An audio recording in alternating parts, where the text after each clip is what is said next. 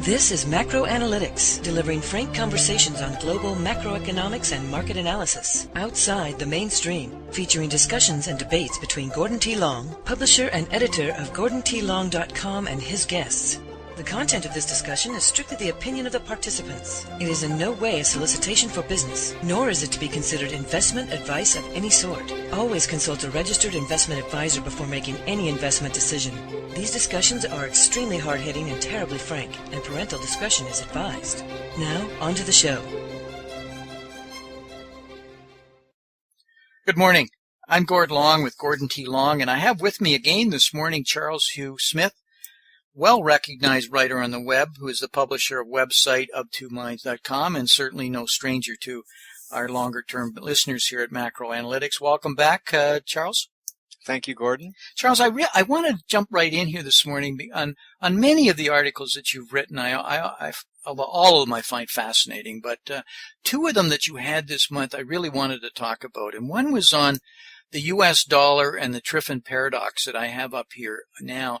And I think you're the only person that I've seen that actually laid it out and started to discuss a difficult concept, but an incredibly important one, and how it affects the United States dollar. And I wonder if you could explain what you found in your research on this. Okay, I'll give it a try and rely on you to fill in whatever I miss.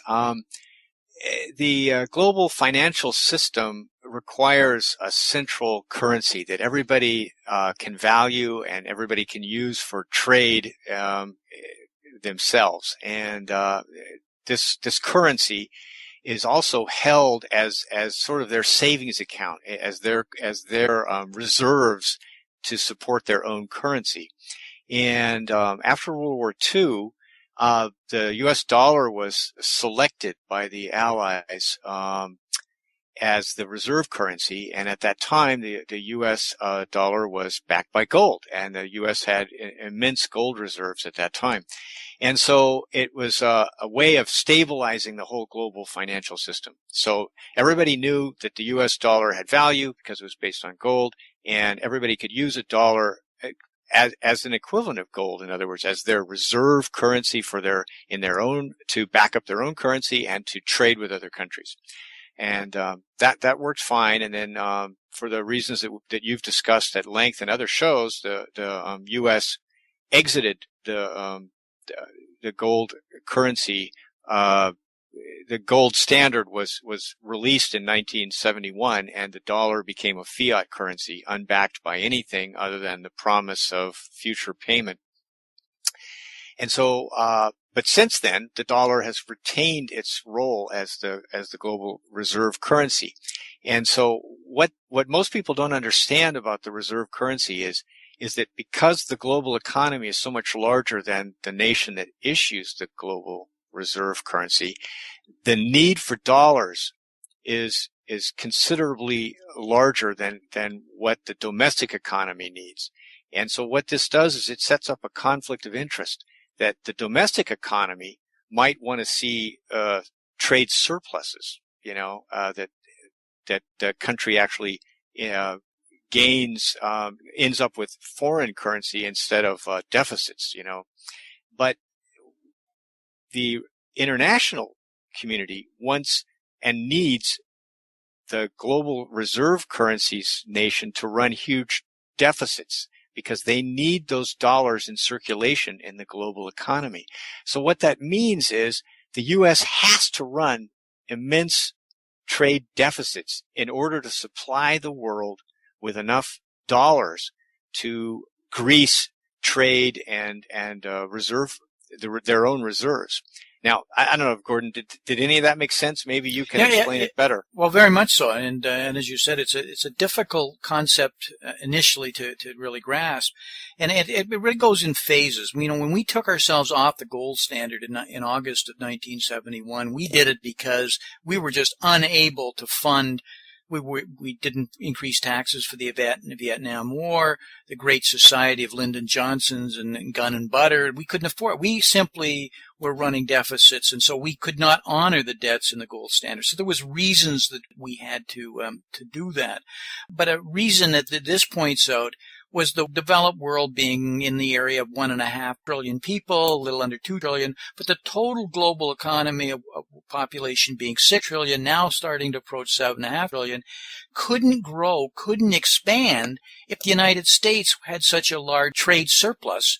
And therefore the money would keep coming back to the United States and therefore would have to be reinvested, which was positive, but it's a very slow process. But if we actually had more money that was creating debt and the cash, therefore reserves that was out in China, let's pick on China, allowed them to grow, that's money that flows into their system that can be put into the banking system. And think of it this way with the Federal Reserve. When you get a dollar, a bank can lend $10 for every dollar it's got in reserves, right, Charles? Yes. So if China suddenly has $1 of U.S. dollars in reserve, physically that it has as net, it's got the ability to create $10 on a sound money system that other countries around the world would help fund and invest in. So it allows the capital to suddenly pyramid and get accelerated growth versus the United States just taking this surplus and investing it $1 at a time. And that has worked beautifully so that the $3 trillion worth of Chinese reserves that it's had has allowed itself to fund growth that is unimaginable to us today, to understand the rate at which it's built its infrastructure out, because it had this Triffin Paradox working for them. So it's been an unannounced secret. It's been part of why we wanted a strong U.S. dollar policy, why we've allowed these exports, why we've allowed to some degree the debasement of the currencies. I would argue, though, Charles, those days have come to an end. And those days have come to an end for a whole raft of reasons, but one of which is the United States is no longer an export powerhouse. And now the other world, and China is, the amount of energy and it having to be traded in U.S. dollars. So this paradox is now changing.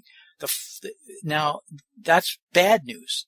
The good news is that China and the rest of the world also suddenly are themselves in a difficult position, because if the United States currency weakens too quickly, or if there's this reserve currency can't maintain itself, it'll crush their economies. And suddenly they'll find themselves in a much deeper problem than you can imagine. And for example, we were talking earlier, Russia's economy, which is totally dependent on oil, if oil was to plummet back because we have a recession and China was to have a hard landing, it would be killed. So they want to keep the United States dollar and the reserve currency working for them, even though it's really run its course. So we have this, if you wouldn't have said earlier, this kind of gentleman's agreement right now to work as this transition's happening. Whether they can keep that balance, I don't know. Yeah, and there's that's speaking of balance, we can also look at this Triffin's Paradox and the dollar as it's sort of a balancing act between our money printing, which depreciates our currency, and the global demand for the dollar, which offsets that depreciation. So, people that just on the surface, they look at it and think, gosh, if we're printing $1 trillion a year, the U.S. dollar is going to crash. But they forget that there may be a demand for $2 trillion from the global economy, in which case the dollar will rise, because the demand exceeds the supply. And so that's where they forget that there's another force at work here, because the dollar is the reserve currency. And this chart is a technical chart showing the UUP, which is an ETF for the US dollar. And it's showing that like a long-term bottoming process. And what this chart suggests is that the dollar could rise, at least for a few years or for an extended period of time, as the global economy falls into recession. The demand for dollars could actually rise, and this would push the dollar up. And that seems counterintuitive, but now we with Triffin's Paradox, we understand how that could work, at least over the short term. Charles, in our series show that we did on Japan, we saw that, and you had an excellent chart in there that showed that Japan has stagnated for at least the last decade, and you all know that it's been stagnant for 2 decades. But in terms of the growth that we're having right now, and so the United States with deleveraging and the Fed having to print money to offset deleveraging, or think of it as non-performing loans that are crushing, is trying to create this balance. So it is in fact hurting the U.S. dollar. But as you correctly point out, we've got this balance that Bernanke's has to play 2 games. He's worrying about the global economy, and at the same time he's worrying about the United States economy and the United States dollar. In this dollar chart that you have up, it's my personal opinion, I do a fair bit of technical analysis, that though we will see, and I'm expecting further weakening in the United States dollar, short term to near term, longer term, the United States dollar will surprise everybody, because it'll be, as all the fiat currencies begin to collapse, and we will have a fiat currency collapse, the United States dollar will be the last to fall. And it's not because it's the best. In actual fact, it's because it is the worst.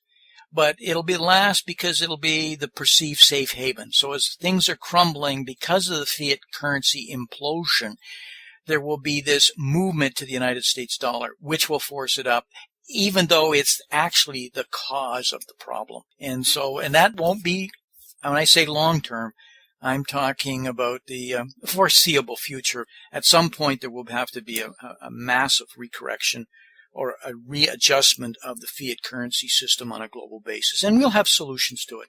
We will replace it with a different form. It may not be a greenback, but it'll yellowback or redback, but it'll be another form of basis of money, SDRs, some element of gold, possibly. But we will come up with a sound currency system after we go through a market clearing event and a crisis, which will be in the future. Charles, I'd like to switch to the second article that you had up this month, which was in a follow-on to our whole series we did on the Federal Reserve on free money and the erosion of the rule of law. Because in it you made some really good points about money, and we've talked about this, about how sound money is actually what keeps governments in check, which keeps the democratic system working properly and allows our Constitution to work. When we erode it, in fact, we end up erode sound money, we have problems. Could you help explain what you were talking about this erosion of the rule of law? Okay, I'll give it a try, Gordon, and you, as always, you can fill in what I leave out. The basis of this discussion is the mortgage crisis, robo signing and so on, in which we as a nation have come to understand that our whole home mortgage system has been undermined in terms of its legality by the mortgage industry set up this entity called MERS, which is their placeholder for all mortgage related notes and documents. And so this system basically bypassed the rule of law that was conducted, that existed for decades, in which all deeds and notes against real property were processed and held, in each county. Each county had you had to file the note and you had to file the deed, and all liens had to be processed at this local level, and there was a clear paper trail between the banks issuing a mortgage and its connection to a specific property deed. And so MERS bypassed that whole process. And so what happened was you had mortgages that were not connected to their properly to the underlying property. And you have once you've broken that chain of the rule of law, then you get banks foreclosing on houses that don't even have mortgages, and this kind of insane disruption. And so to me, this is a critical failure in our a destruction of our rule of law, that mortgages are no longer connected to the proper real property, and the banks have had a free hand at writing derivatives and slicing and dicing mortgages into mortgage-backed securities, very few of which, if any, are actually connected through a legal chain to the home. And so now the Federal Reserve has been buying these questionable or dodgy mortgages in over $1 trillion so far, and they're buying another $40 billion a month. And so what they're really doing is they're laundering illegitimate claims on property, and they're by buying them, they're laundering them. Did that make any sense? That's the correct terminology to use for what's going on. I'm sure there's good reasons why the Federal Reserve believes it's the right thing for the economy and the use of money, but effectively, unwittingly or whatever, they've become a launderer for what is really unsound and fraudulent business transactions. They've been put in a position where they have a deal they can't refuse. Is that what the Gambinos and the Gaudis would have called it? Yeah, and I think that my point here was to say, okay, what would we need to do to return to a transparent rule of law? And I think that I listed 4 points here, and there's many more, but we could start with these, which is the whole fraudulent system of MERS would be shut down. That the only way that you could register a mortgage against a real property would be through the county courts as it was in the past. Then number 2, we would say that all mortgages and mortgage-backed securities and derivatives based on mortgages would have to be marked to market, which means they'd have to be listed on a market exchange like an option or a stock, and their price would be discovered by the market every day.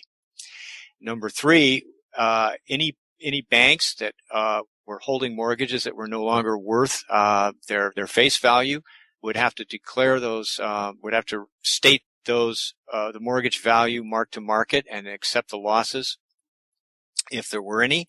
And if the bank's net assets were less than their net liabilities and they were insolvent, then they would be shuttered and their assets would be auctioned off, as we did in the savings and loans crisis of the early 90s.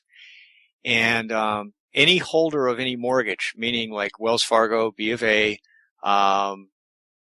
some bank in Europe, anyone that owns a mortgage or a mortgage-backed security would have to painstakingly reconstruct the legal chain between that claim on real property and the actual home. So they'd have to legally construct what has been destroyed, and regardless of the cost. And it would be expensive because we're talking about 48 million outstanding mortgages in the U.S. I would call this just basics of sound banking and sound rule of law. But, it's sad, Charles, that we need to even be discussing that these things are allowed to go on in these forms. And it is, as you say, a travesty that you point out. Charles, we're up against our hard line, but I wanted to have the opportunity just to touch on these 2 articles because of many that you had this month that were just excellent. I encourage our listeners to read both articles in their full. There's just so much in them that we haven't touched on here this morning. Charles, in wrapping, could you tell our listeners how they could read more of your work, where they can find it, and your website?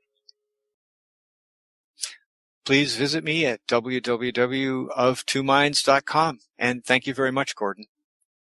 Thank you very much, Charles, and I'm looking forward to talking to you next month. Great. Bye-bye. This has been Gordon T. Long, editor and publisher of GordonTLong.com. New recordings are posted regularly and can be found at GordonTLong.com. New show notifications are available through RSS feed, iTunes, and other social networking venues at GordonTLong.com.